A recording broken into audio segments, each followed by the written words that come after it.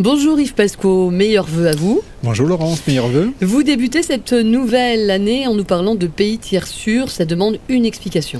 Oui, le pays tiers sûr, c'est un concept qui permet à un État de déclarer une demande d'asile irrecevable, c'est-à-dire de ne pas l'examiner au fond, au motif que le demandeur d'asile aurait pu ou aurait dû déposer sa demande d'asile dans un pays tiers. Si l'on admettait par exemple que la Turquie est un pays tiers sûr, alors les autorités nationales en charge de l'asile pourraient ne pas examiner sa demande parce que cette demande aurait dû être déposée en Turquie, qui est considérée comme étant un pays tiers sûr pour lui ou pour elle. Mais d'où vient ce concept de pays tiers sûr ? Eh bien, on le retrouve notamment dans une directive européenne, la directive dite procédure d'asile, qui établit les critères pour définir si un pays tiers peut être considéré comme sûr ou non. Ces directives prévoient que les États membres peuvent appliquer le concept de pays tiers sûr uniquement lorsque les autorités compétentes ont acquis la certitude que dans le pays tiers concerné, le demandeur d'asile sera traité conformément à certains principes, notamment que les demandeurs d'asile n'ont à craindre ni pour leur vie, ni pour leur liberté en raison de leur race, de leur religion, de leur nationalité, de leur appartenance à un groupe social particulier ou de leur opinion politique.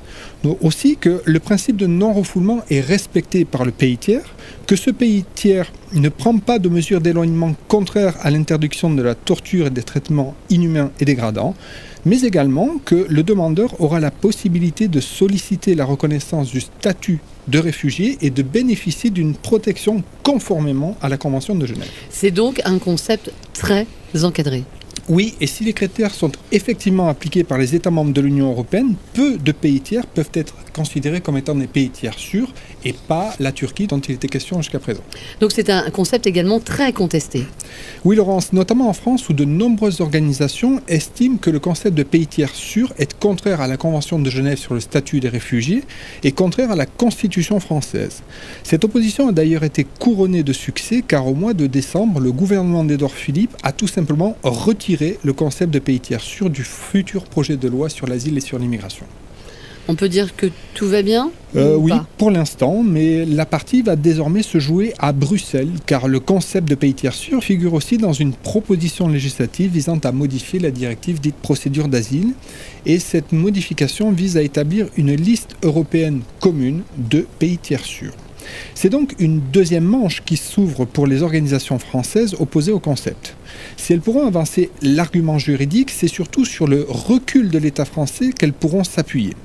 Mais elles devront aussi constituer une coalition plus large avec des organisations européennes pour porter leur message dans d'autres États membres et auprès du Parlement européen. Mais pourront-elles obtenir, comme à Paris, la suppression du concept de pays tiers sûr du droit européen ? Ce n'est pas sûr, Laurence, car de nombreux États sont favorables à ce concept. En revanche, il est possible qu'à défaut d'obtenir la suppression du concept du texte européen, elles parviennent à en conserver le caractère facultatif, c'est-à-dire que chaque État puisse décider d'appliquer le concept ou pas. Affaire à suivre. Yves Pesco, merci beaucoup. On vous retrouve la semaine prochaine.